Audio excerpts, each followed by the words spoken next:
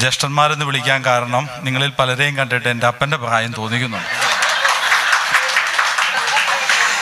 ഞാൻ നേരത്തെ ഇവിടെ വന്നിരുന്നപ്പോൾ എൻ്റെ തൊട്ട് അടുത്തിരുന്ന സാറ് പറയുക, ഇവന്മാർ എന്നെ പഠിപ്പിച്ചതാണോ അത് ഇവരെ ഞാൻ പഠിപ്പിച്ചതാണോ എന്ന് സാറ് ഇവിടെ നിന്ന് ചോദിക്കുന്നത് കേട്ടു. കാരണം സാറ് നോക്കിയിട്ട് പലരെയും കണ്ടിട്ട് ഞാനിവിടെ വന്നപ്പോൾ ഒരാളെ പരിചയപ്പെട്ടപ്പോഴേ ഞാൻ തോന്നുന്നു അധ്യാപകനാണെന്ന് വിചാരിച്ചു. ആ മുടി നരച്ച ആളവിടെ പോയി, അതായിരിക്കും. ഞാൻ ഈ സ്കൂളിലെ നിങ്ങളെ പഠിപ്പിച്ച അധ്യാപകനാണെന്നാണ് ഞാൻ വിചാരിച്ചത്. സാർ എവിടെ നിന്നാന്ന് ഞാൻ ചോദിച്ചു. അപ്പം പറഞ്ഞു ഞാൻ ഈ തൊട്ടടുത്തുള്ള ഇവിടുത്തെ ഈ 92 ബാച്ചുകാരനാണെന്ന് പറഞ്ഞു.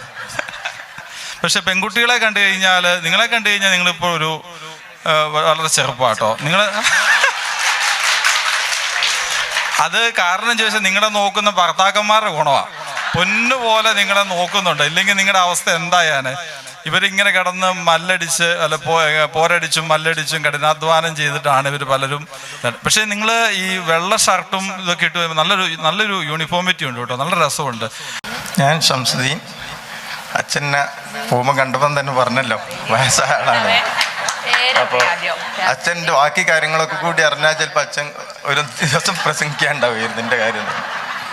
കാരണം അച്ഛൻ 45 വയസ്സുള്ള കുട്ടികളാണെന്ന് പറഞ്ഞു. അപ്പം ഞാൻ ആലോചിച്ച് നോക്കുമ്പോൾ എനിക്ക് 48 വയസ്സായി.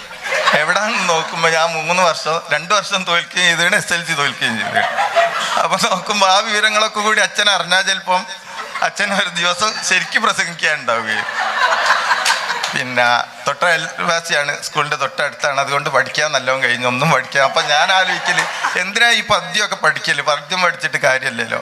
അന്നൊക്കെ ഞാൻ ഈ വീട്ടിലൊക്കെ അടുക്ക പറിക്കാൻ പോയാൽ പൈസ കിട്ടും.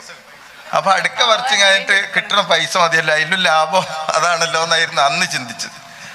അത് കഴിഞ്ഞ് കഴിഞ്ഞിട്ട് പിന്നെ ഞാൻ ഓരോ സന്ദർഭത്തിൽ എനിക്കത് വളരെ വിഷമമായിട്ട് തോന്നിയ ഒരുപാട് അനുഭവങ്ങളുണ്ട്. ഞാനൊരു 10-15 രാജ്യത്ത് പല ആൾക്കാരെയും കൊടുത്താണെങ്കിലും ഞാൻ പോയിട്ടുണ്ട്. ആ പോകുമ്പോൾ ഒക്കെ ഇംഗ്ലീഷ് അറിയാത്തത് കൊണ്ടും ബാക്കിയുള്ള കാര്യം അറിയാത്തത് കൊണ്ടൊക്കെ എനിക്ക് ഒരുപാട് ബുദ്ധിമുട്ടും വന്നിട്ടുണ്ട്. പക്ഷെ എന്നിരുന്നാലും എൻ്റെ ജീവിതത്തിൽ ആ പഠിക്കാത്ത വകയിലൊരു വലിയ ബുദ്ധിമുട്ട് വന്നില്ല. കാരണം എൻ്റെ SLC ബുക്ക് തന്നെ ഞാൻ പിന്നെ കണ്ടിട്ടില്ല, തോറ്റാണെങ്കിലും കൂടി എനിക്ക് അതിനൊരു ആവശ്യവും വന്നിട്ടുമില്ല ഈ കാര്യം. അപ്പോൾ അതൊക്കെ ആലോചിച്ച് നോക്കുമ്പോൾ ഞാൻ പഠിക്കാത്തതിനെ കൊണ്ട് എനിക്കൊരു ബുദ്ധിമുട്ട് തോന്നിയില്ല. എന്നിരുന്നാലും ഇങ്ങനത്തെ പല സന്ദർഭങ്ങളിലും എനിക്ക് ബുദ്ധിമുട്ടുണ്ടായിട്ടുണ്ട്. അങ്ങനെ ഞാനൊരു 95 ഞാൻ ആലോചിച്ച് ഇവരൊക്കെ 10-18 ലക്ഷം ഉറുപ്പ്യ കൊടുത്ത്, അന്നത്തെ കാലത്ത് 18-15 ലക്ഷം ഉറുപ്പ്യ കൊടുത്ത സ്കൂളിൽ കയറിയിരുന്നു. അതൊക്കെ ഞാൻ അറിയും. ഞാൻ അന്നൊരു സ്കൂൾ മേടിച്ചിട്ടുണ്ടായിരുന്നു, ഒരു അത്തോളി വെൽക്കം മേടിച്ചിട്ടുണ്ടായിരുന്നു. ഞാൻ മറച്ചും വിറ്റു. അപ്പം അന്ന് അവിടെ 5-6 പോസ്റ്റ് ഉണ്ട്. അന്ന് പോസ്റ്റിന് 15 ലക്ഷം ഉറുപ്പ്യ ഒക്കെയാണ് പറയില്ലേ. അന്ന് ഒരു 25,000 ഞാനതൊക്കെ നോക്കിയാൽ 25,000-26,000 ഉറുപ്പ്യ ശമ്പളം ഉണ്ടാവും. അപ്പോൾ ഞാൻ ആലോചിച്ച് നോക്കുമ്പോൾ ഇതിപ്പോൾ അങ്ങനെ പഠിച്ചു കഴിഞ്ഞിട്ടൊന്നും വാങ്ങേണ്ട ആവശ്യമില്ലല്ലോ. അപ്പോൾ അത് കഴിഞ്ഞ് ഞാൻ അന്ന് ആ ഒരു 18 ലക്ഷം ഉറുപ്പ്യ മുടക്കി ഞാനൊരു ഈർച്ച മില്ല് തുടങ്ങി ഇവിടെ പടനിലത്ത്.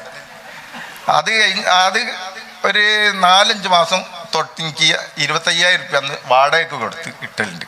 അപ്പോൾ ഞാൻ ആലോചിച്ച് നോക്കുമ്പോൾ 18 ലക്ഷം ഉറുപ്പ്യ കൊടുത്ത് സ്കൂൾ പോവുകയും വേണ്ട, ഒന്നും പഠിക്കുകയും വേണ്ട, നമ്മൾക്ക് 25,000 ഉറുപ്പ്യ ശമ്പളം കിട്ടുക. അങ്ങനെ നോക്കുമ്പോൾ എനിക്ക് പരാജയം തോന്നിയില്ല.